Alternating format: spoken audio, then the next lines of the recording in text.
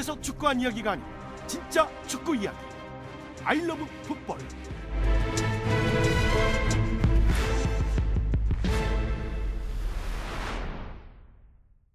아이러브 풋볼 31번째 이야기 이상윤 박문성의 원투패스 두 분의 해설위원과 함께합니다. 안녕하세요. 안녕하세요. 네, 안녕하세요. 네.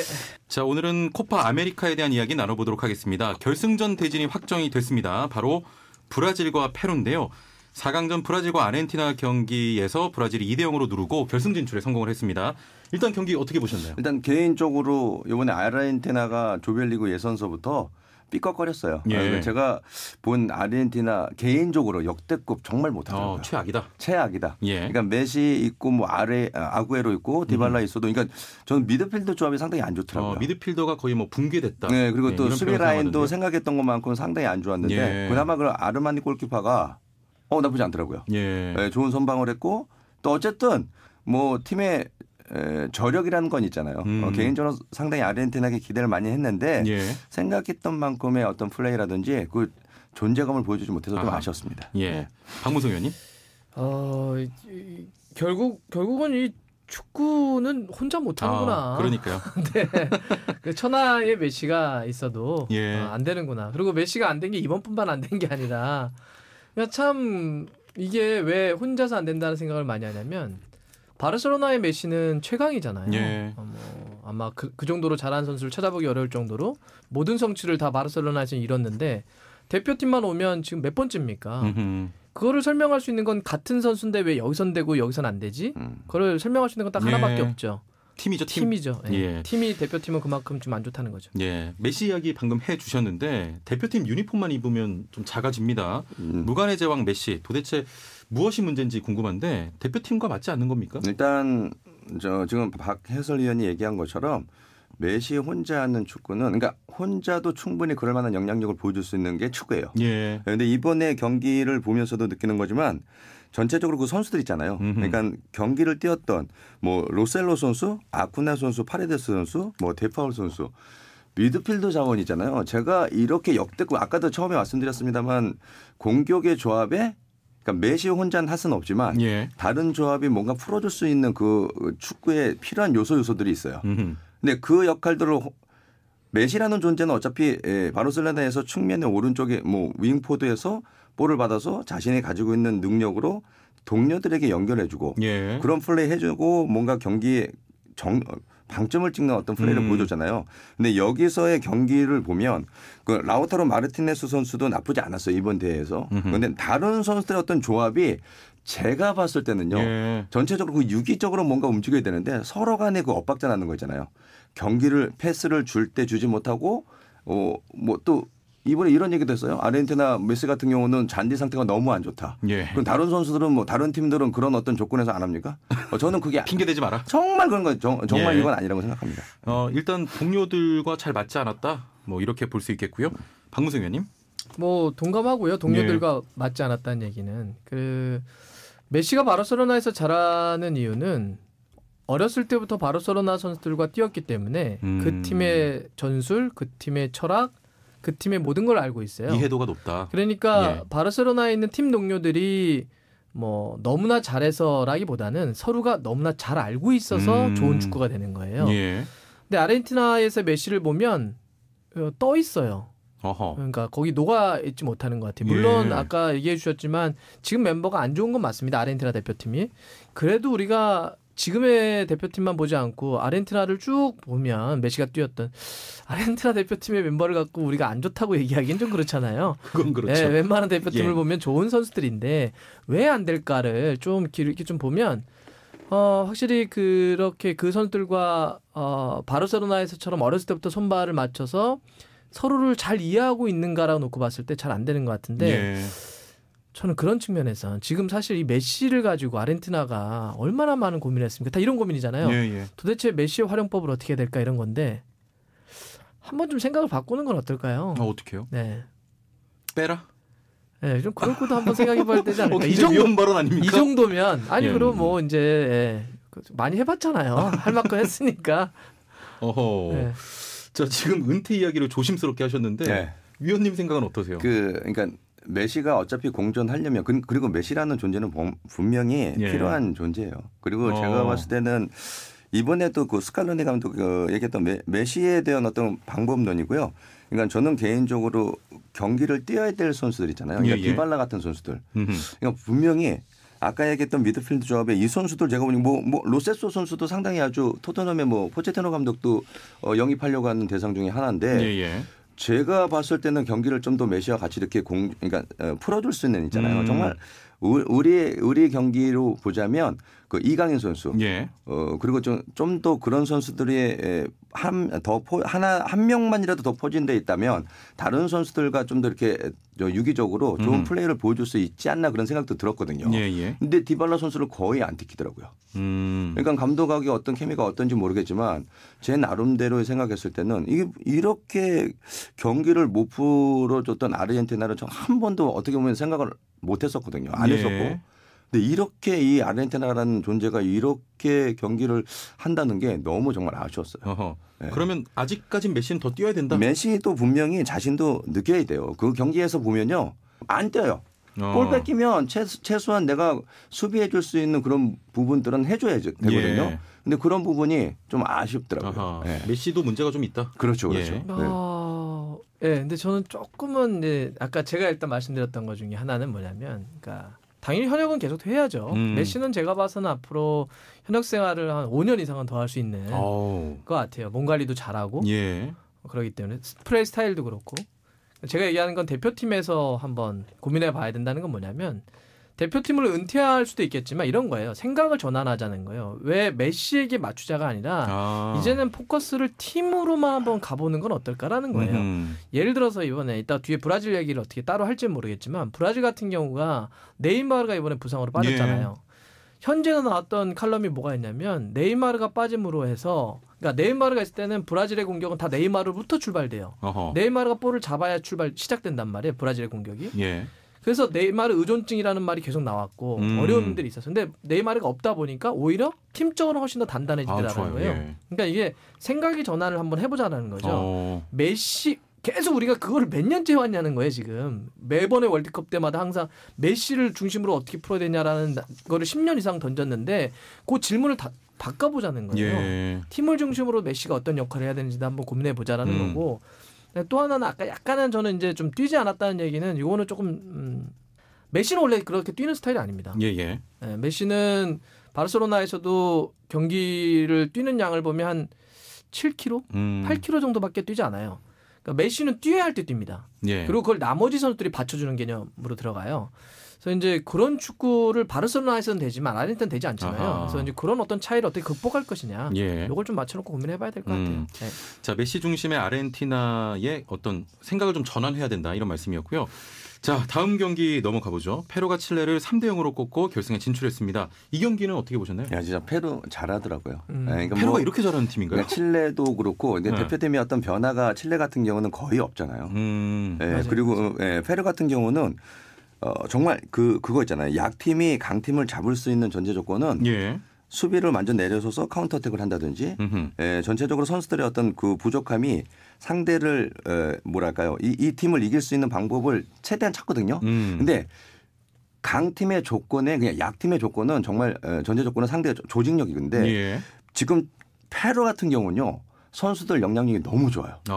그러니까 이번에 정말 제가 개인적으로 페루 같은 팀들은 정말 남미 특유의 개인 능력도 있지만 정말 하고자 하는 그런 그 선수들이 경기장에서 그 모습이 그 진정성이 느껴지는 거죠. 예. 칠레랑 경기하는데 정말 이 페루 매력적인 팀이에요. 너무 잘하더라고요. 정말 잘해요. 예. 어디 하나 소위 말하는 진짜 구멍 없이 전 포지션에서의 선수들의 영향력을 보여주는데 저 깜놀. 나 이 정도 페루가 정말 저 개인적으로 상당히 매력적인 팀으로서 손꼽을 수 있는 아주 멋진 플레이를 좀 보여줬던 것 같습니다. 굉장합니다. 칠레를 3대0으로 이길 줄 몰랐는데. 박무성 의원님.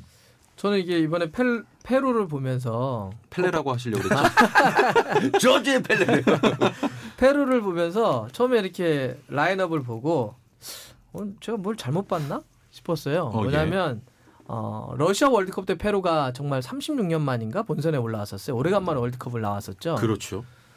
근데 그때하고 선수가 완전 똑같은 거예요. 예. 그래서 내가 뭐 잘못 봤나 싶어서 등번호를 봤더니 제가 아는 등번호도 그대로예요. 월드컵 때랑. 그러니까 예. 등번호조차도 안 바꿨어요.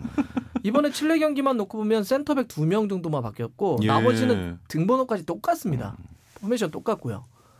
야, 이렇게 경기도 하는구나. 이렇게 안 바꾸기도 하는구나. 그 감독이 가레카라고 하는 감독인데 그 별명이 타이거예요. 예. 네, 그래서 굉장히 규율이나 질서를 아주 강시했는데 그 원래 팀을 잘 안 바꿔요. 그래서 이번에 보면 확실히 그렇게 오랫동안 한 팀으로 끌어왔었던 힘이 나타난 거고 특히 거기는 뭐 앞쪽에 게레로라고 하는 뛰어난 선수도 있지만 이선 쪽에 프롤레스라든지 쿠에바라든지 예. 카리오 혹은 허리 쪽에 요툰 이런 선수들이 있는데 기본적으로 이선이 강한 데다가 이 팀을 그대로 유지하다 보니까 와 조직적으로 조직력이 네, 예. 너무 좋더라고요. 자, 그런 점이 칠레를 3대 0으로 좀 침몰시킨 이유가 될 것 같고요. 결승전 이야기를 좀 해봐야 될 것 같은데요. 네이마르 빠진 브라질. 조금 전에 박문성 위원님께서 말씀하셨지만 대회전에는 브라질의 좀 악재다 이런 이야기 있었거든요. 네. 오히려 더 잘하는 것 같습니다. 네이마르 빠진 게 그럼 박문성 위원님 같은 경우는 전화위복으로 보시는 겁니까? 뭐 전화위복이죠. 예. 일단 그 전화위복이라는 말은 어려움이 있었는데 그게 오히려 득이 됐다는 얘기니까 네이마르가 빠진 건 당연히 어려움이었죠. 그걸 가지고 호재라고 볼 수는 없겠죠. 악재였는데 그거를 잘 극복을 한 것 같아요. 그러니까 브라질 현지에서도 나왔던 것처럼 네이마르가 없을 때 우리가 한번 의존증이라고 하는 걸 깨보자. 팀으로 한번 싸워보자. 중간에 뭐 히샬리송 같은 경우도 또 다쳐가지고 좀 안 됐고 이런 예. 것도 있었는데 오히려 프리미어리그에서 지난 시즌 잘 못했던 제주스라든지 혹은 나이가 들었다고 했던 다니 알베스라든지 어허. 혹은 리버풀에서 좋은 시즌 보냈던 피르미누라든지 이런 선수들이 하나 원맨 팀이라기보다는 하나의 원팀으로서 기능을 한 것 같아요. 그래서 뭐 또 홈의 이점도 있었고요. 굉장히 브라질이 이번에는 굉장히 깔끔하게 결승까지 올라간 것 같습니다. 네. 이상 위원은 어떻게 생각하세요? 저 이번에 저는 브라질 확실히 그 예전에 있잖아요. 그 월드컵 했을 때하고는 상당히 좀 차이가 있고. 예. 그러니까 아르헨티나가 메시가 있는 상황에서 경기를 정말 망가졌어요. 아르헨티나는. 예. 그런 반면에 브라질의 네이마르 선수 분명히 필요해요. 예. 근데 요 구성원 자체는요. 제가 탑입니다. 정말 저는 개인적으로 지난 경기 에베르통 선수가 나오고 그러니까 윌리안 선수를 백업으로 써요. 예. 그러니까 그럴 정도로 상당히 그 브라질에 갖추고 있는 이 선수들 있잖아요. 카세미로 선수도 너무 좋고요. 그리고 저는 아르투르 멜로 선수가 솔직하게 말씀드리면 예. 브라질 출신인지 전 정말 몰랐어요. 근데 이게 바르셀로나에서 지금 미드필더 그 팀의 플레이메이커 역할을 해줬거든요. 근데 너무 조합이 좋아요. 그러니까 저는 아까 얘기했던 그 다니 알베스는 뭐 말할 것도 없고 예. 골키퍼의 존재감이죠. 이 알리송. 야, 이 에데르송이 지금 백업 멤버입니다. 예. 그러니까 저는 브라질이 정말 이번에 남미 코파 아메리카에서 보여줄 수 있는 이 그 텐션은요. 이제는 치체 감독이 3팀에 열정적으로 잘 할 수 있는 그 요소들을 잘 만들었고 예. 아주 잘하고 있다라고 평가할 수 있습니다. 네이마르 빠진 게 오히려 득이 됐다? 전 네이마르 있어도 괜찮다고 생각해요. 예. 득이 됐든 실이 됐든 브라질의 지금 이 플레이하는 자체는 최고입니다. 예. 네. 알겠습니다. 자, 페루 굉장히 방금 이야기했던 대로 강력한 팀이고요. 또 우승도 2차례 있습니다. 또 피파 랭킹도 21위에 강팀인데 그래도 브라질이 너무 강력해 보이거든요. 결승전 어떻게 예측하십니까? 저는 여기까지라고 생각해요. 페루요? 네, 페루. 예. 그리고 조별리그 예선전에서 5대 0으로 패배를 당했어요. 예. 이거 다시 이제 복수 혈전인데 일단은 그 느낌 자체는 너무 좋아요. 충분히 이번에 대회에서 결승전에 올라올 수 있는 실력이라고는 그러니까 분위기적으로는 올라올 수 있을 수 있어요. 하지만 개인적으로는 저는 브라질한테 좀 여기까지다. 여기까지. 예. 지금의 어떤 경기라든지 선수들의 영향력은 대단한데 네. 결승전만큼은 좀 재밌게 좀 해줬으면 좋겠습니다. 예. 그러니까 정말 지금의 모습만 보여준다면 분명히 좋은 어떤 경기력과 페루 괜찮은데 예. 그런 팀으로 보여줄 수 있을 거라고 생각합니다. 한마디로 재미는 있지만 여기까지다. 여기까지. 예. 박문성 의원님. 뭐 진부한 표현대로 예전 방식으로 방송을 하자면 이런 거죠. 축구 모릅니다. 네. 뭐 페루가 객관적인 열세이지만 뭐 수비를 두껍게 하고 조직적으로 네. 싸우면 이변이 일어날 수도 있습니다. 한번 지켜보겠습니다. 공은 둥굽니다. 뭐 그러니까 이런. 이제 예전에 이제 스타일이고 브라질이 우승하죠.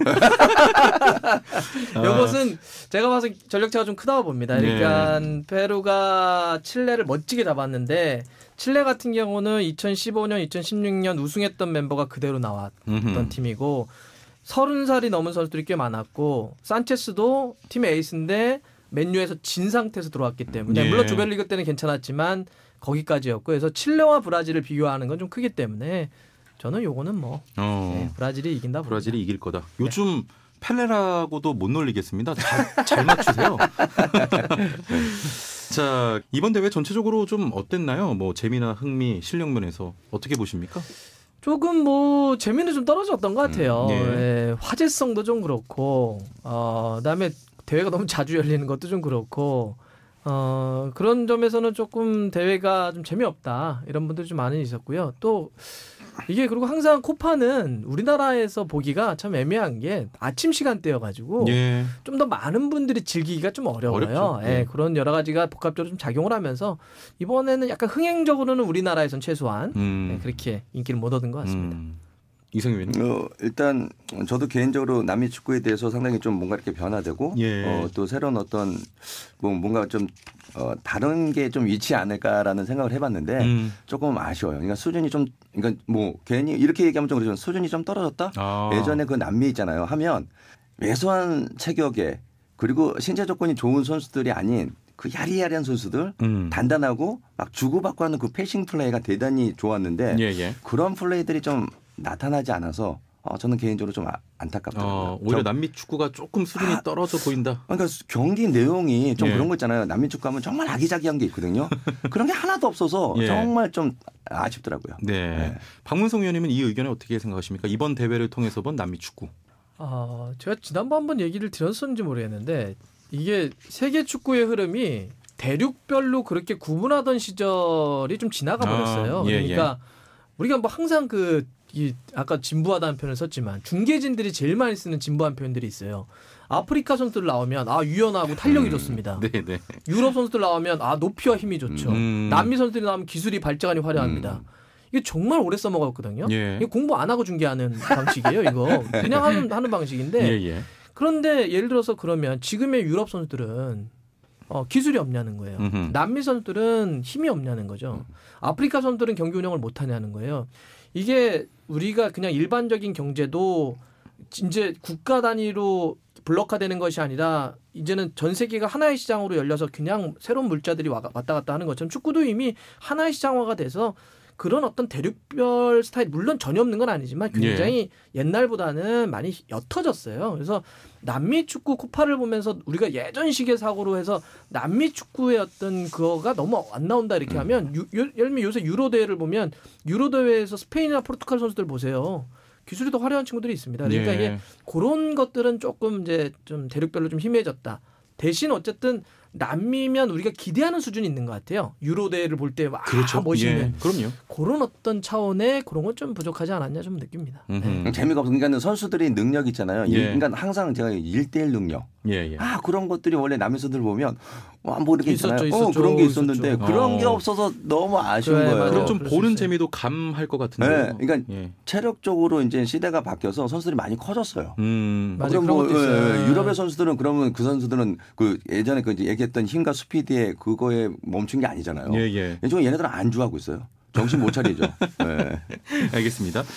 자, 그러면 이번 대회를 통해서 좀 드러난 어떤 MVP로 꼽으면 누가 뽑힐까요? 누가 제일 잘합니까? 지금요? 예. 지금 뭐 또 결승전까지 봐야 되는 거 아니에요? 그렇게 막 독보적으로 확 그러니까요. 그래서 그런 것 같아요. 그러니까 예를 예, 들어서 예. 뭐 예전에는 예를 들면 뭐 만약에 아르헨티나가 이렇게 갔으면 메시, 브라질이 만약 네이마르 나왔으면 네이마르 이럴 텐데 지금 아마 득점왕 후보들이 열 몇 명일걸요?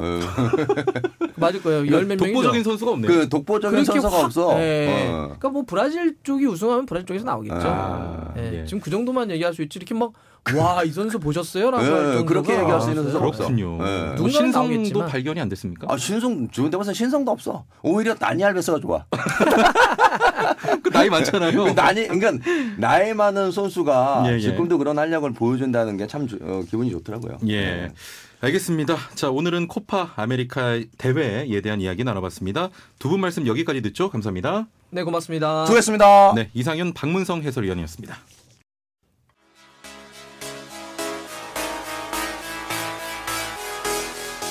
이하영, 박시아의 카운터 어택.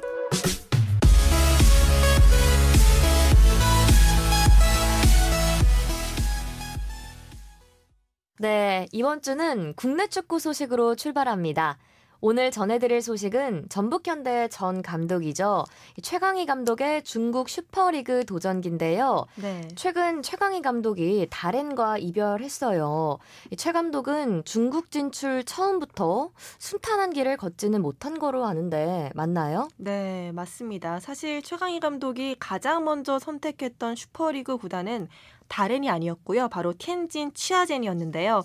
당시 티엔진의 모기업이 도산으로 팀이 해체되면서 최강희 감독은 정식 경기를 한 번도 치르지 못한 채로 갑작스레 해고를 받게 됐습니다. 그때 손을 내밀고 인연이 된 곳이 바로 다롄 이팡이죠. 그렇군요. 그러면 최강희 감독이 다소 어려운 상황에서 다롄의 지휘봉을 잡은 건데 네. 이 다롄은 어떤 팀인가요? 다롄은 작년에 승격한 팀이고요. 지난 시즌은 11위로 간신히 슈퍼리그에 잔류했지만 올 시즌 최강희 감독을 선임하는 등 대대적인 보강으로 반등을 노렸습니다. 하지만 아시다시피 5개월 만에 최강희 감독과 이별을 선택하게 된 다롄입니다. 이 5개월이라는 기간이 네. 긴 기간은 아니잖아요. 이 짧은 기간 안에 최강희 감독과 이별한 그 이유가 뭘까요? 일단 성적이 아쉽기도 했고요. 다른 입장에서 더 유명한 감독을 원했던 것 같습니다. 현재 4승 5무 6패로 슈퍼리그 16개 팀 중 10위에 머물고 있고요. 최강희 감독의 후임은 많은 분들이 알고 계신 라파엘 베니테즈 감독으로 정해졌습니다. 이 베니테즈 감독은 또 챔피언스리그 우승 경험도 있고 네. 직전에 프리미어리그 뉴캐슬을 맡았던 감독이기도 하잖아요. 이 감독이 다롄에 온다니 정말 더 유명한 감독을 원한 걸 수도 있겠네요. 그런데 최강희 감독의 이별 소식을 듣고 네. 눈물을 흘린 다롄의 선수가 있다고요? 네, 다롄의 주장인 진성 선수가 헤어짐의 아쉬움에 눈물을 보였습니다. 진성 선수는 자신의 SNS에 다롄에 와주셔서 감사하다. 감독님은 선수들의 압박감까지 모두 짊어졌다. 모든 일이 잘 풀리길 바란다며 최강희 감독에게 감사의 인사를 전했습니다. 역시 이 최강희 감독은 선수들의 마음을 잘 헤아리는 지도자인 것 같습니다. 그럼 앞으로 최강희 감독의 행보는 어떻게 될까요? 최강희 감독의 슈퍼리그 도전기는 계속될 것으로 보입니다. 중국 신화스포츠에 따르면 상하이 선화가 최강희 감독을 선임할 예정이라고 보도했고요. 또 가능성도 매우 커 보입니다. 네, 또 오늘 최강희 감독이 이 상하이 선화 경기도 직접 관전한다고 하네요. 상하이 선화는 어떤 팀인가요? 상하이 선화는 중국 전통 강호 중 하나인데요. 최근 몇 년 동안은 계속 중위권을 만들고 있어요. 하지만 올 시즌 야심차게 키케 프로레스 감독을 선임했지만 기대만큼 성적이 나오지 않았고요. 현재 리그 14위에 머물고 있습니다. 결국 상하이 선화는 새 감독을 찾고 있는데요. 최강희 감독이 유력 후보입니다. 최강희 감독은 계속해서 중국 리그로부터 관심을 받고 있는 모습이네요. 앞으로 최 감독이 어느 팀으로 가던 계속 응원하도록 하겠습니다. 다음은 분데스리가의 코리안 리거들에 대한 이야기를 나눠볼까 합니다. 최근 한국에서 분데스리가가 상당히 핫합니다. 네. 분데스리가 1부에는 권창훈, 정우영, 구자철, 지동원 선수가 있고요. 2부에는 이청용, 이재성, 서영재, 박이영 선수가 있습니다. 또 최근 조현우, 백승호 선수가 분데스리가 이적설에 휩싸이기도 했고요.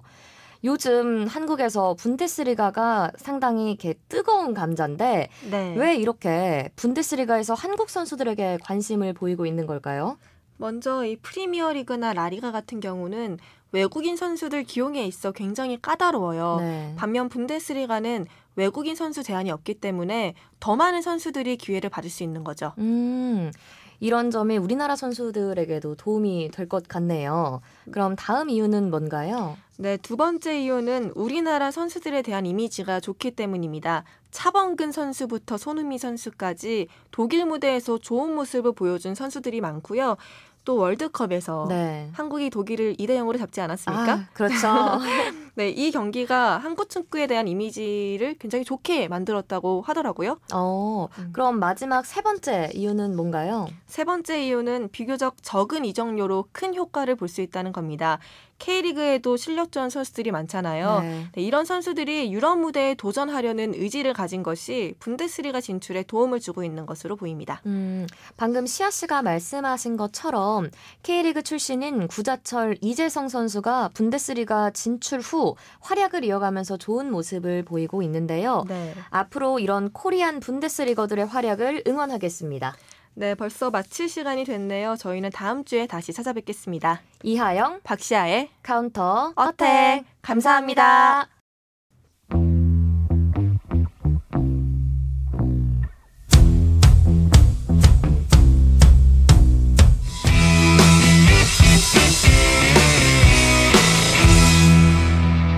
I love 풋볼.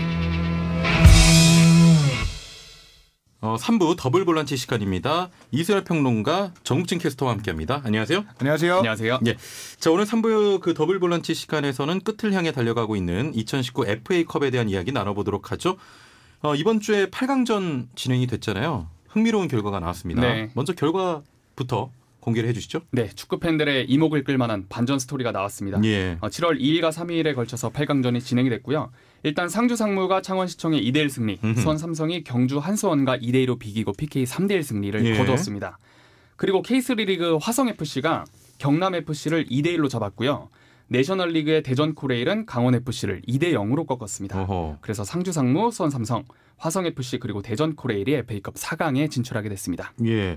자, 4경기 모두 이 네네. 프로 구단 대 내셔널리그 K3 리그의 팀들과 진행이 되는데 네, 그런 네네. 구도로 진행이 됐죠. 예. 자, 프로 구단 수원 삼성과 상주 상무가 올라갔고요. 대전 코레일과 화성 FC도 나란히 준결승을 진출을 했습니다. 네. 자, 이 두 팀에 대해서 좀 생소하게 느끼시는 애청자분들 계실 것 같은데 어떤 팀입니까?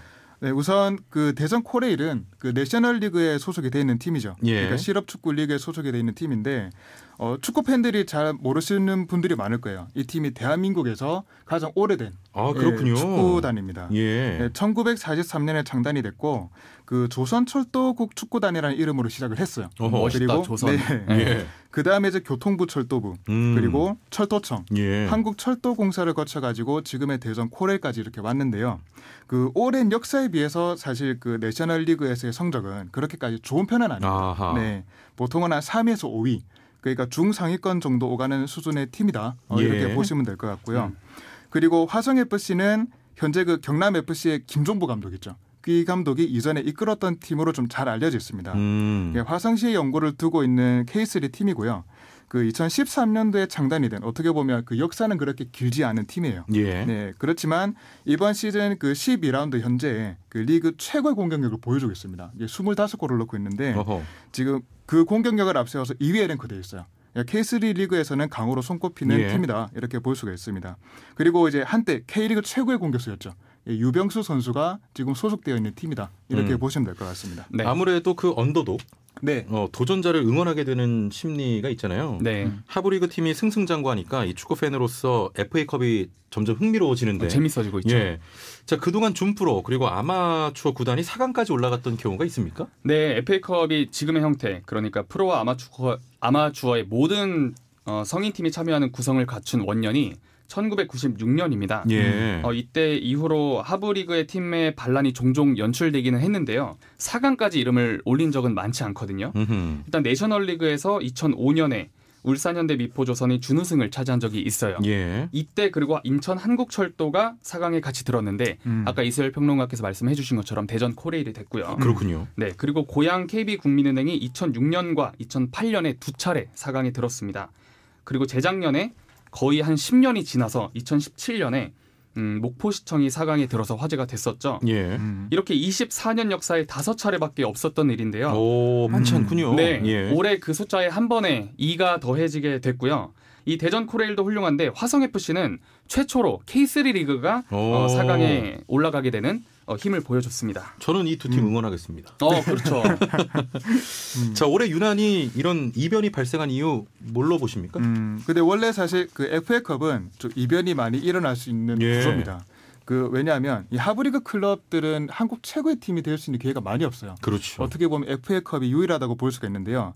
그러다 보니까 보통 이제 포커스를 FA컵의 베스트 멤버, 베스트 컨디션으로 맞추는 경우가 많아요. 근데 K리그 팀들 같은 경우는 이 정규리그가 우선이고 예. FA컵 같은 경우는 조금 이제 후순위거든요. 그러다 보니까 그 빠듯한 리그 일정을 치러 나가는 과정에서 FA컵에서는 그 주전들 말고 로테이션 멤버들을 가동하는 경우가 많습니다. 예. 그런 부분들도 있고 그리고 이제 하브리그 팀 같은 경우는 정보가 많이 없잖아요. 예. 대신 이제 K리그 팀들 같은 경우는 그 전력에 대한 정보가 많기 많죠. 때문에 예. 그런 부분도 이제 이변을 일으킬 수 있는 하나의 요소다. 그래서 뭐 16강 이전까지는 그 상부 리그 팀 있잖아요. 예. 그 팀들이 좀 고전하는 경우도 많이 나오는데 어허. 근데 사실 그래도 보통 한 8강 정도 되면 예. 이 올라간 팀들이 이제 베스트 멤버들을 서서히 내보내면서 우승의 열을 올립니다. 네. 근데 이번 시즌 같은 경우는 이 시기 그러니까 8강쯤 해가지고 일정이 빠듯해요. 예. 그리고 8강에 진출한 이번에 K리그 소속 팀들 그러니까 경남, 수원, 강원, 상주 이 팀들이 최근에 리그에서 성적이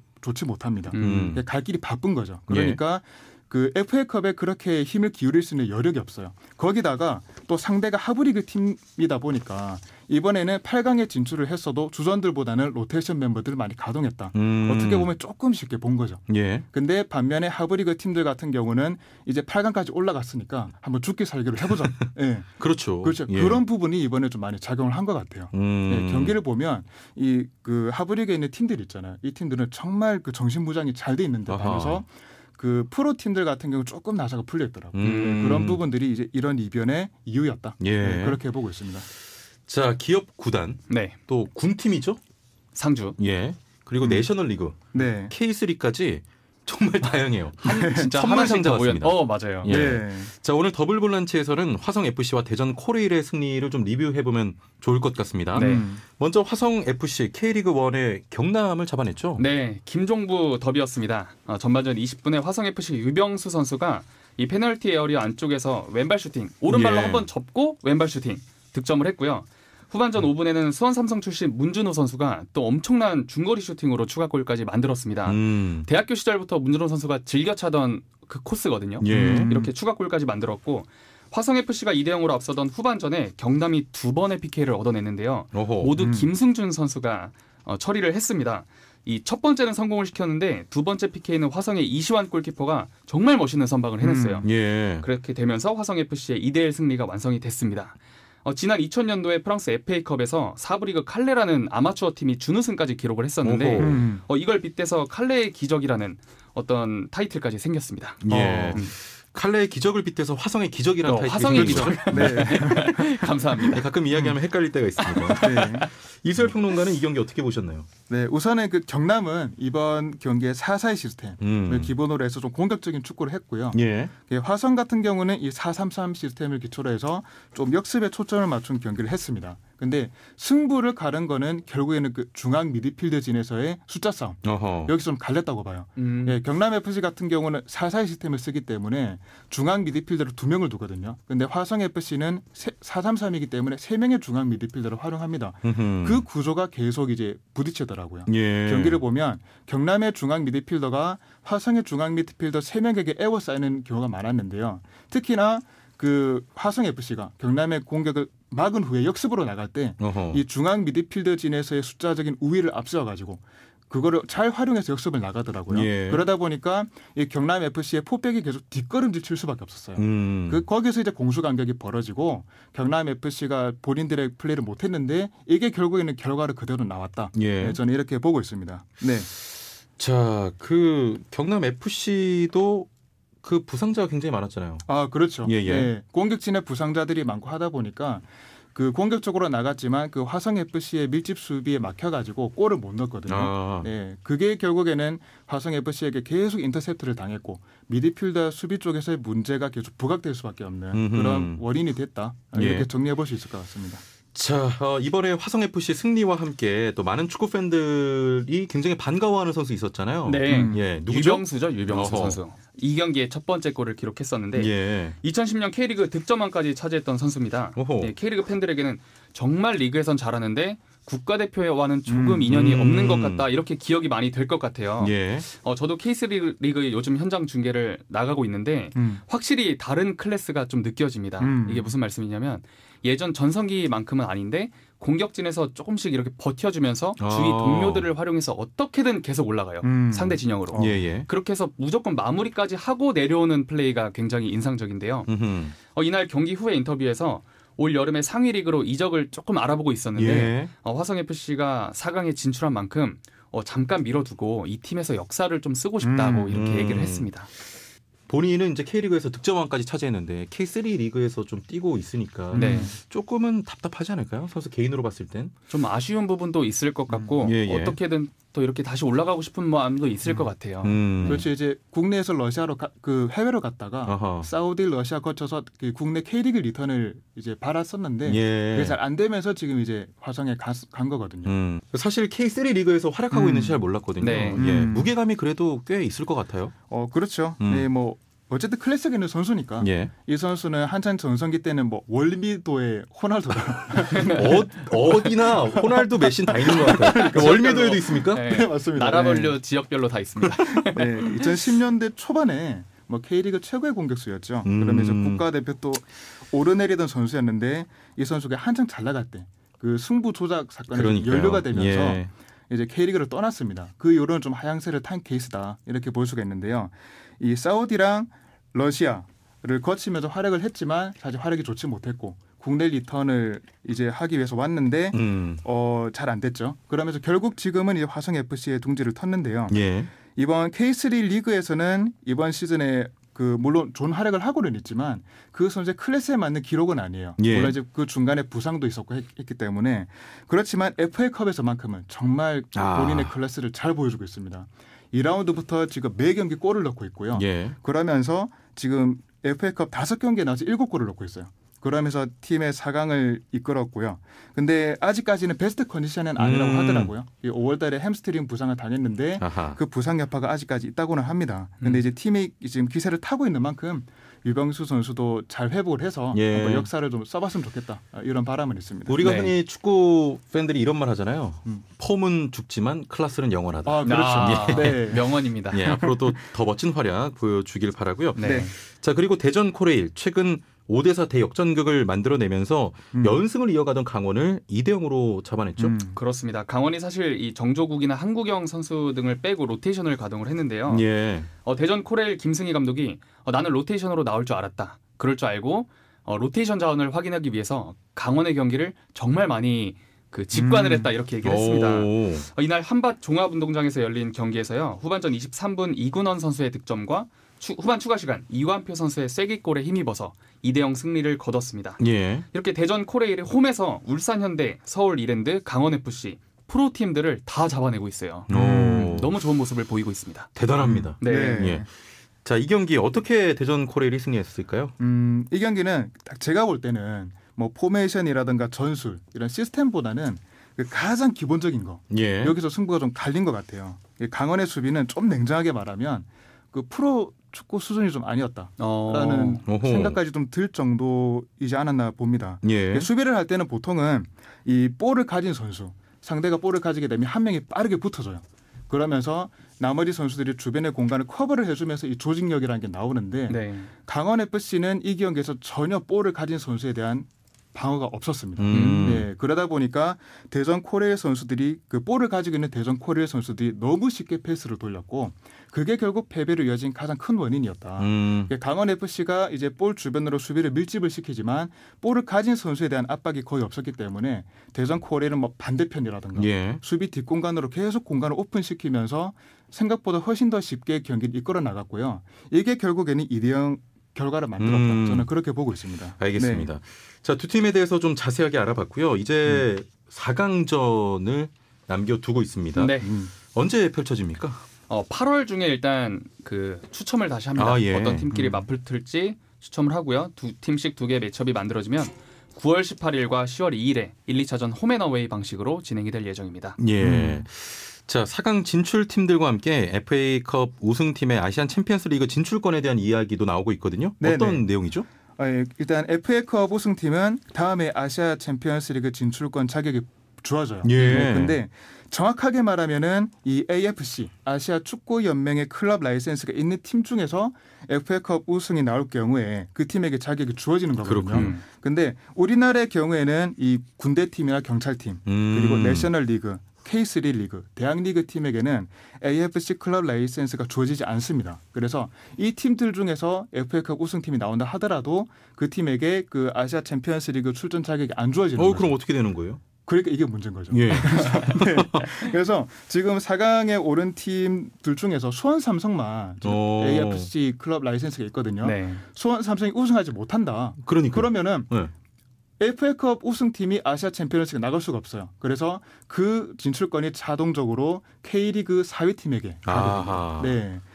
이런 규정이 있는지 사실 그 전까지는 많은 축구 팬들도 좀 몰랐어요. 예. 왜냐하면 4강 이상 올라가는 팀들이 거의 대부분 라이센스가 있는 팀들이었기 때문에 그러니까요. 우승을 한 팀들이 라이센스가 있다 보니까 당연하게도 나갔거든요. 그런데 예. 이번에는 좀 사상 초유의 이런 사태가 좀 벌어지고 있다. 만약에 수원 삼성이 우승하지 못하면 진짜 이제 4위 팀이 아시아 챔피언스리그에 나갈 수 있는 상황이 됩니다. 그러다 보니까 축구 팬들이 이 규정에 대해서 좀 많이 관심을 가지고 있는 거죠. 처음 알았습니다. 네. 예.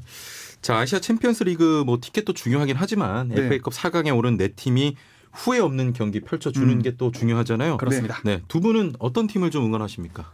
저는 개인적으로 결승전이 이 프로팀 대 아마추어 팀 구도면 좋겠어요. 예. 그래서 아마추어 팀이 고전 끝에 우승을 차지하는 어떤 그림? 그러면 또 대한민국 축구 열기에 또 하나의 열풍을 불러올 수 있지 않을까 싶고요. 화성FC 이 문준호 선수에 대해서 대학 유리그 시절부터 굉장히 관심이 많았거든요. 그 선수의 화려한 부활을 꿈꾸면서 화성FC의 결승 진출과 우승까지 한번 응원해 보겠습니다. 화성FC. 네. 우리 이세열 평론가? 근데 저는 물론 이제 언더독의 반란 이런 것도 보고 싶기는 하지만 그래도 한편으로 생각하면 최근에 K리그가 좀 안 좋아요. 네, 아시아 챔피언스 리그에서도 그 모든 팀이 다 탈락했고요. 그렇죠. 그리고 FA컵에서마저도 지금 부진이 이어지고 있다 보니까 이 K리그 클래식 팀에 대한 위상이 좀 많이 흔들리고 있습니다. 그렇긴 하네요, 진짜. 네. 그래서 이런 부분은 사실 K리그 팬 입장에서는 좀 안타깝거든요. 네, 그래서 이번에는 물론 언더독의 반란 이런 것도 좋기는 하지만 그래도 K리그 클래식에 소속되어 있는 팀이 좀 우승을 하면서 K리그에 좀 자존심을 세워줬으면 좋겠다. 그래서 저는 상주 상무나 아니면 수원 삼성이 좀 우승을 했으면 좋겠다. 그러니까 경제적으로 얘기하면 빈부격차는 더 벌어졌으면 좋겠다. 그렇게 되는 거예요. 알겠습니다. 저는 개인적으로 아마 대 아마가 붙었으면 좋겠고요. 그냥 기분 좋은 마음으로 봤으면 좋겠습니다. 한번 반란을 또 기대해 보겠습니다. 이소율 평론가 정욱진 캐스터였고요. 저는 제작 진행의 아나운서 최영진이었습니다. 고맙습니다.